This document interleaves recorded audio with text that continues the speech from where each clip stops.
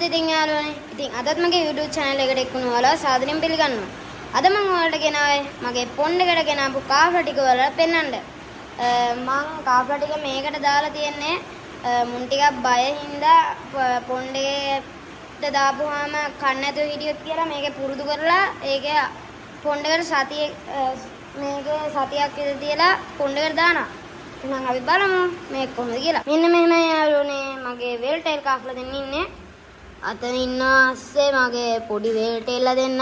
මම ඒ දෙන්නගේ වීඩියෝ එක මම මීට කලින් වීඩියෝ එකේදී ගෙනාවා. ඔයාලට මතක ඇති මේකේ පොඩි පොඩි මාළු ටිකක් හිටියා. නියෝන් ටෙට්‍රලා, ටයිගර් බාබ්ලා, ග්ලෝ ටෙට්‍රලා ඒ වගේ කට්ටිය හිටියා. උන් මං දැම්ම මගේ පොඩි පොන්ඩ් එකට මොකද මුන්ට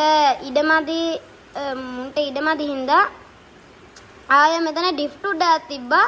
ඒකත් තිබ්බා මුන්ට එහා මෙහා යද්දි ඒක පෙරලෙන හින්දා ඇනෝබියස් එකක් දැන් එහාට මෙහාට යනවා වතුර ප්‍රෙෂර් එකත් හින්දා.